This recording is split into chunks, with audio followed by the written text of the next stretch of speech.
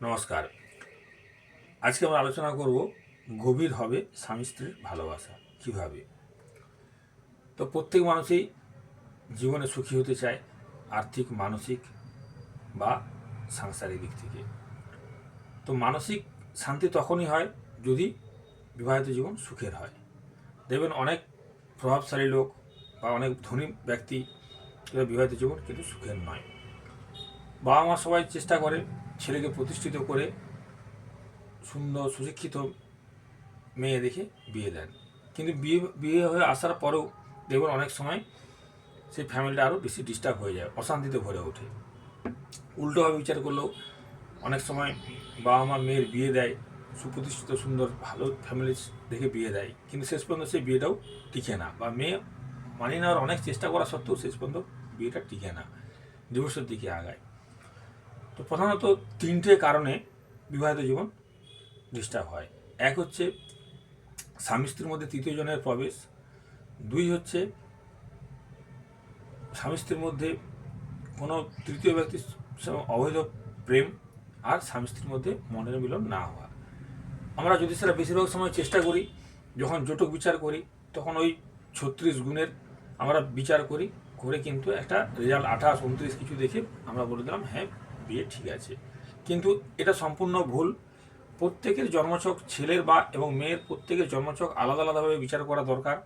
প্রত্যেকের দ্বিতীয়, পঞ্চম, সপ্তম, দ্বাদশ ঘর, একাদশ ঘর বিচার করা দরকার, এবং ছেলেদের ক্ষেত্রে শুক্রের বিচার করা দরকার, মেয়েদের ক্ষেত্রে মঙ্গলের বিচার করা দরকার। এসব বিচার করে তারপরেই কিন্তু বিয়ে দেওয়া উচিত। দেখুন, আমরা বিবাহ বিচার করি সপ্তম ঘর থেকে। যে কোনো জন্মছকের যদি আমরা আমরা যেখানটা লগ্ন লেখা থাকে সেটাকে আমরা এক ধরবো, তারপর আমরা এইভাবে ক্লকওয়াইজ, এইভাবে অ্যান্টি ক্লকওয়াইজ ঘুরবো, ঘুরে যে ঘরটা হবে সপ্তম ঘর সেটা হচ্ছে বিবাহের ঘর, অর্থাৎ লগ্নের অপোজিট ঘরটাই হচ্ছে সপ্তম ঘর। এই সপ্তম ঘরটাই হচ্ছে আমাদের জন্মছকে বিবাহের ঘর।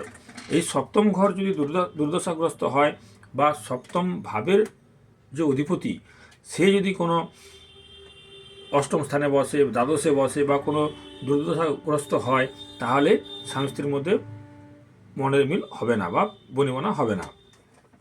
আবার যদি লগ্নের দশম ঘর ডিস্টার্ব থাকে, লগ্নের দশম ঘর যদি ডিস্টার্ব থাকে, তাহলে শাশুড়ির সাথে অশান্তির কারণ হয়ে উঠবে, বা শাশুড়ির দিক থেকে সমস্যা আসতে পারে।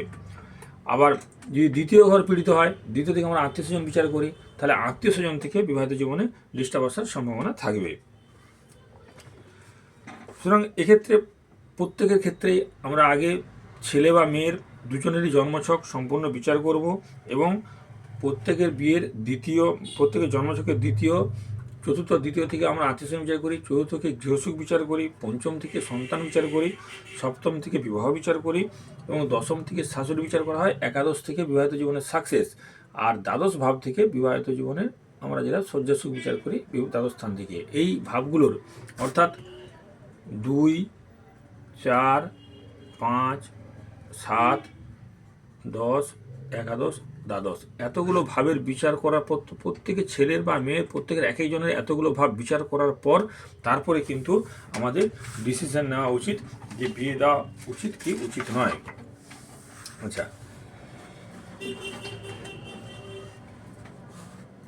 অনেক সময় আবার দেখবেন যে ছেলেদের ক্ষেত্রে তার স্ত্রী অনেক বুদ্ধিমতী, দেখতে সুন্দর, তার সাথে দেখবেন সেই ছেলে মেয়েকে ছেড়ে কিন্তু অন্য জায়গায় যাচ্ছে। এর প্রধান কারণ হচ্ছে কিন্তু আমরা যেটা বলে থাকি যৌন জীবন। যৌন জীবনকে বয়স বাড়ার সঙ্গে সঙ্গে এটা প্রত্যেকের জীবনেই কিন্তু আসে। এর জন্য বিচার করা উচিত লগ্নের আমাদের যে জন্মছক, যে জন্মকুণ্ডলী, আমরা বেশিরভাগ ক্ষেত্রে কিন্তু জোডিয়াকের যে ঘর সেটা হচ্ছে এই মেষকে এক ধরা হয়, ধরে সপ্তম হচ্ছে তুলা রাশি, তুলা রাশির বিচার করা উচিত। কারণ জোডিয়াকের সপ্তম ঘর হচ্ছে তুলা রাশি, সেই তুলা রাশির অধিপতি শুক্র কোথায় আছে দেখতে হবে। লগ্ন মেষ, মেষকে লগ্ন ধরবো, ধরে তার সপ্তম ভাব, তার অধিপতি অর্থাৎ শুক্র কোথায় আছে সেটা আমরা বিচার করা প্রয়োজন। আরেকটা হচ্ছে অষ্টম ভাব, সেটা হচ্ছে বৃশ্চিক রাশি। মেষ লগ্নের যে কোনো লগ্নেরই আমরা যখন বিবাহ বিচার করব তখন জোডিয়াকের সপ্তম ভাব অর্থাৎ তুলা রাশি এবং অষ্টম ভাব হচ্ছে যৌন চেতনার জায়গা। সুতরাং এই অষ্টম ভাব বৃশ্চিক রাশি, এই মঙ্গল কোথায় আছে, এই দুটো কিন্তু আমরা অবশ্যই বিচার করব। এদের ভালো শুভ শুভত্বতা পূর্বে কিন্তু অনেক ক্ষেত্রে বিবাহ নির্ভর করে থাকে।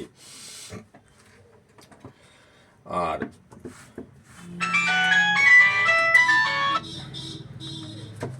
আরেকটা হচ্ছে বিশেষ করে মেয়েদের ক্ষেত্রে আমাদের মনের যে নিয়ন্ত্রণ কারক গ্রহ হলো, মনের নিয়ন্ত্রণ কারক গ্রহ হলো কিন্তু চন্দ্র।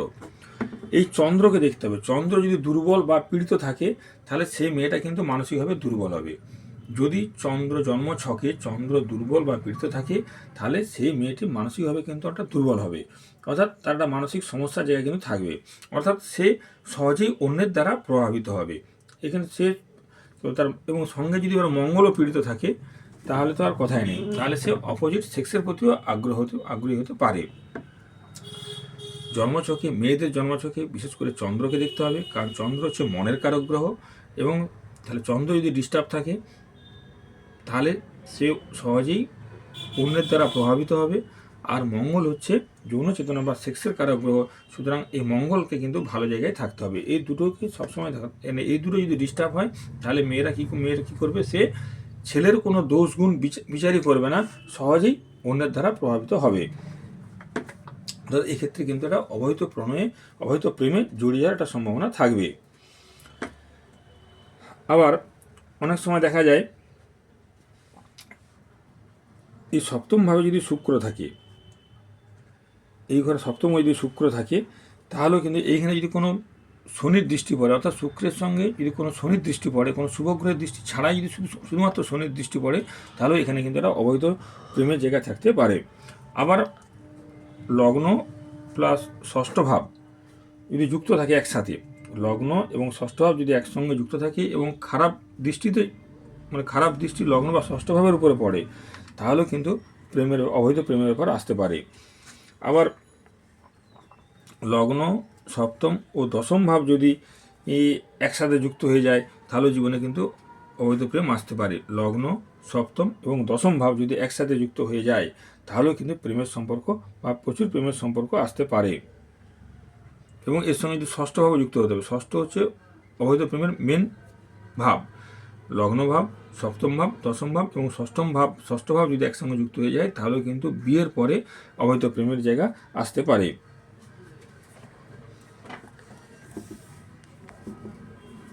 আবার দেখবেন যদি সপ্তম ঘর এবং রবি যদি ধরুন সপ্তম ঘর পীড়িত থাকে বা দুর্দশাগ্রস্ত আছে এবং রবিও ভালো নেই জন্মছকে, রাহু দ্বারা পীড়িত আছে, তাহলে কিন্তু মেয়ে ঘটিত কারণে বদনাম আসে। যদি লগ্নের সপ্তম ভাব যদি ডিস্টার্ব থাকে, অর্থাৎ বিবাহিত জীবনে ডিস্টার্ব, সেই সঙ্গে রবিও খারাপ, তাহলে রবি হচ্ছে আমাদের মান সম্মানের কারক গ্রহ, তাহলে এই ব্যক্তি যদি রবি নিচ্ছস্ত হয় বা রবি রাহু দ্বারা পীড়িত থাকে তাহলে এই মান সম্মানের ভয় করবে না, অর্থাৎ তার বিবাহিত জীবনেও কিন্তু সমস্যা আসতে মেয়েদের কারণে বদনাম আসতে পারে। যদি সপ্তম ঘর দুর্দশাগ্রস্ত হয় বা সপ্তম ঘরে ডিস্টার্ব থাকে, সঙ্গে রবি খারাপ হয়, তাহলে মেয়েদের কারণে বদনাম হয় এবং প্রচুর অর্থও কিন্তু হানি হতে পারে। আবার ছেলেদের জন্মছকে যদি শুক্র প্লাস মঙ্গল একসঙ্গে থাকে, সঙ্গে যদি রাহুর কানেকশানে পায় তাহলে তো অবৈধ প্রেম আসবেই। যদি জন্মছকে শুক্র এবং মঙ্গল থাকে এবং এটা যদি শনির ঘরে হয়, ধরুন কর্কট লগ্ন, এখানে যদি শুক্র এবং মঙ্গল থাকে এর দ্বারাও কিন্তু জীবনে অবৈধ প্রেম আসতে পারে। ধরুন কর্কট লগ্ন সপ্তম ভাব শুক্র মঙ্গল বসে আছে, বা সিংহ লগ্ন কুম্ভের ঘরে শুক্র মঙ্গল বসে আছে, এবং তাহলেও কিন্তু জীবনে অবৈধ প্রেম আসতে পারে। যদি কোনো শুভগ্রহের দৃষ্টি না থাকে, অর্থাৎ বৃহস্পতির দৃষ্টি নেই বা শুক্র বা কোনো শুভগ্রহের দৃষ্টি না থাকে, তাহলেও কিন্তু জীবনে অবৈধ প্রেম আসতে পারে। আবার কারো যদি সপ্তম ঘর মঙ্গলের হয়, অর্থাৎ ধরুন কারো বৃষ লগ্ন, তাহলে সপ্তম ঘর হচ্ছে মঙ্গল, বৃশ্চিক রাশি, অধিপতি মঙ্গল, এইখানে যদি কোনো শনি বসে থাকে তাহলেও কিন্তু যৌন জীবনে সমস্যা দিতে পারে। এখানেও যদি চন্দ্র শুক্র এবং শনি বসে থাকে, লগ্ন বৃষ লগ্ন, সপ্তম ভাব হচ্ছে বৃশ্চিক রাশি, তাহলে অধিপতি মঙ্গল, এই মঙ্গলের ঘরেও যদি চন্দ্র শুক্র শনি এসে বসে থাকে তাহলেও কিন্তু জীবনে অবৈধ প্রেম আসতে পারে। আবার গ্রহদের মধ্যে বুধ হচ্ছে আমাদের বুদ্ধির কারক গ্রহ, এই বুধ যদি পীড়িত থাকে এবং শুক্র যদি কোনো রকমভাবে অষ্টম ভাবে থাকে, অষ্টম ভাব হচ্ছে খারাপ ভাব, তাহলে বুধ যদি পীড়িত থাকে এবং শুক্র যদি অষ্টম ঘরে থাকে তাহলেও কিন্তু এটা ভালো নয়। এবং যদি এর সঙ্গে দশম ঘরের কোনো কানেকশান থাকে তাহলেও কিন্তু জীবনে অবৈধ প্রেরণা আসবে। বুধ পীড়িত থাকা মানে কিছু বুদ্ধের বিভ্রাট করবে, তার সঠিক ডিসিশন নিতে পারবে না। এবং শুক্র যদি অষ্টমে থাকে, সঙ্গে যদি দশমের কানেকশন পেয়ে যায়, তাহলে বুধ শুক্র এবং দশম ভাবের কানেকশন হলেও কিন্তু বিবাহিত জীবনে অবৈধ প্রণয় আসতে পারে। আবার চন্দ্রের দশমে যদি শুক্র থাকে, ধরুন এখানেও যদি কারো ধরুন চন্দ্র এর দশমে 1 2 3 4 5 6 এইখানে শুক্র আসতে পারে, শুক্র যেন পীড়িত বা দুর্বল থাকে, তাহলে এটা হচ্ছে এখান থেকে 1 2 3 4 5 6 7 8 9 10, হ্যাঁ, কারণ ধনু লগ্ন, তাহলে ধনু লগ্ন, তাহলে 1 2 3 4 5 6 7 8 9 10, তাহলে শুক্র কন্যায় নিচ্ছস্থ হয়। তাহলে ধনু লগ্ন হলে শুক্র যদি নিচ্ছস্থ থাকে এবং চন্দ্রের সেটা দশম ভাব হয়, এখানে চন্দ্র আছে ধরুন, তাহলে চন্দ্রের দশম ভাবে যদি শুক্র পীড়িত থাকে বা দুর্বল থাকে, সেক্ষেত্রেও কিন্তু অবৈধ প্রেম আসতে পারে। আচ্ছা, আবার যে কোনো লগ্নের নবম ভাব, যদি আমরা মকর লগ্ন ধরি, তার নবম ভাব হচ্ছে এখানে কন্যা রাশি।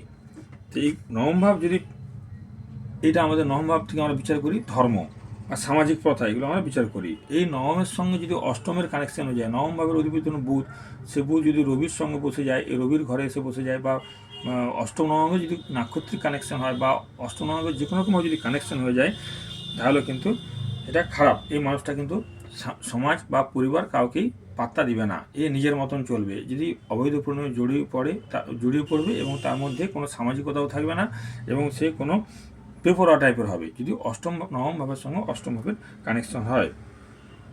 সুতরাং বিবাহিত জীবন বিচার করার ক্ষেত্রে দুটো ছককে এইভাবে পারস্পরিক বিচার করতে হবে, বিচার করে বিবাহ দিলে কিন্তু বিবাহিত জীবন সুখী হওয়ার সম্ভাবনা থাকবে।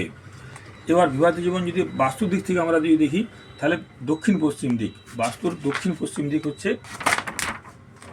যে কোনো বাস্তুর যদি আমরা বিচার করি, এটা হচ্ছে নর্থ, সাউথ, ইস্ট, ওয়েস্ট, তাহলে এই দক্ষিণ পশ্চিম দিক এটা হচ্ছে রাহু স্থান, এটা হচ্ছে আমাদের বিবাহের স্থান বিচার করা হয় বাস্তু মতে। সুতরাং এই দক্ষিণ পশ্চিম দিকের অবশ্যই কিন্তু ভালো থাকতে হবে। এই দক্ষিণ পশ্চিম কোণের তত্ত্ব হচ্ছে এটা পৃথ্বীতত্ত্ব। সুতরাং এইখানে সবসময় হলুদ এবং ধূসর টাইপের রং লাগানো ভালো। দক্ষিণ পশ্চিম এটা হচ্ছে বিবাহ স্থান, এখানে দক্ষিণ পশ্চিম যত হলুদ কালার বা ধূসর কালারের রং করবেন তত এখানে বিবাহিত জীবন পক্ষে সেটা শুভ। এখানে যদি আমরা কোনো মাটির জিনিস রাখি সেটাও কিন্তু শুভ, এখানে পর্বতের ছবি রাখতে পারি বা মাটির কোনো মূর্তি তৈরির ছবি রাখতে পারি, সেটাও কিন্তু শুভ, আর সেটা আমাদের বিবাহিত জীবনকে আরও সুখী করে তোলে।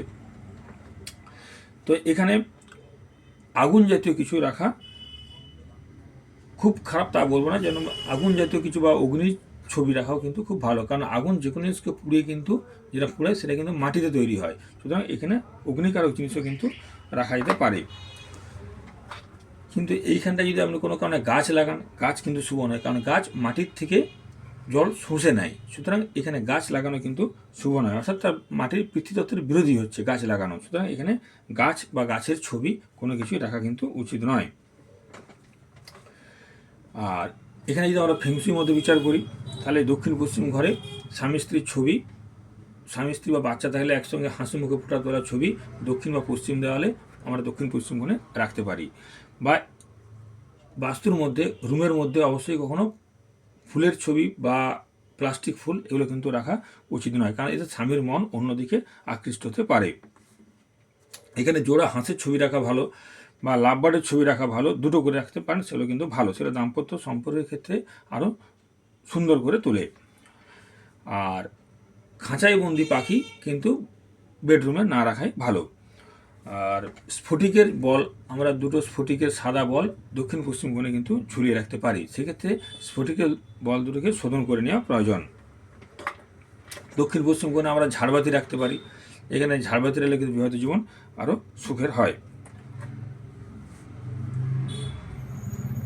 আর ঘরের দরজার দিকে কখনোই পা রেখে শোবেন না, বেডরুমের যে দরজা থাকবে সেদিকে কোনো পা রেখে কোনো শোয়া উচিত নয়। খাট এমনভাবে পাতবেন যেন দেওয়াল থেকে অন্তত 2 ফুট দূরে থাকে, থাকলে বেশি সেটা শুভ মনে করা হয়। তো শোয়ার ঘরে অ্যাকোয়ারিয়াম না রাখাই ভালো। অ্যাকোয়ারিয়াম রাখা শোবার ঘরে কিন্তু উচিত নয়। শোবার ঘরে যদি আয়না থেকে থাকে সেটা কিন্তু রাত্রেবেলা ঢেকে ঘুমানো উচিত। শোবার ঘরে যদি কম্পিউটার থেকে থাকে রাত্রেবেলা শোবার আগে সেটা ঢেকে ঘুমানো উচিত। তাতে কিন্তু স্বামী স্ত্রীর সম্পর্ক আরও ভালো হয়। আবার যে ঘরে জানলা খুললে পুকুর দেখা যায় সেটা কিন্তু অশুভ। সেই সব জানলায় কিন্তু অবশ্যই পর্দা দিয়ে রাখবেন। জানলা খুলে যদি পুকুর বা জলাশয় দেখা যায় সেক্ষেত্রে ওই জানলা দরজা বন্ধ রাখা উচিত বা পর্দা দিয়ে রাখা উচিত। আবার বেডরুমের মধ্যে কখনো যদি দুটো সিঙ্গেল খাটও পাশাপাশি রাখেন, দুটো সিঙ্গেল খাট পাশাপাশি রাখতে পারেন, কিন্তু গদি হবে একটা। এখানে কিন্তু দুটো গদি দেওয়া যাবে না। যদি দুটো সিঙ্গেল খাটও হয় গদি হবে একটা। হ্যাঁ, কোনো ডবল গদিতে সবসময় ঘুমাবেন এবং এর বেডশিট যত লাল রঙের হবে তত সেটা শুভ বা দাম্পত্য জীবনকে সেটা বেশি আকৃষ্ট করে। আবার স্বামী স্ত্রীর শোবার ঘরে এমন কোনো জিনিস রাখবেন না যেটা দিনের পর দিন পড়ে থাকে, যেমন মোবাইল বা টেলিফোন রিসিভার বা পুরনো ঘড়ি যেটা বন্ধ হয়ে গেছে সেগুলো কিন্তু কখনোই রাখা উচিত নয়। আর বেডরুমের মধ্যে কাঁটা জাতীয় গাছ বা ক্যাকটাস জাতীয় গাছ কখনোই রাখবেন না, কারণ এতে কিন্তু আরও অশান্তির জায়গা বাড়তে পারে। এইভাবে মোটামুটি আমরা বিবাহ বিচার করি যে দুজনের আলাদা আলাদা করে বিচার করা প্রয়োজন। যাদের বিবাহিত জীবনে গণ্ডগোল বা অশান্তির জায়গা আছে তারা যদি বাস্তু শাস্ত্র মেনে বা ফেংশুই মতে যদি বেডরুম সাজাতে পারেন তাহলে কিন্তু বিবাহিত জীবন অনেকটা সুখের হয়। নমস্কার।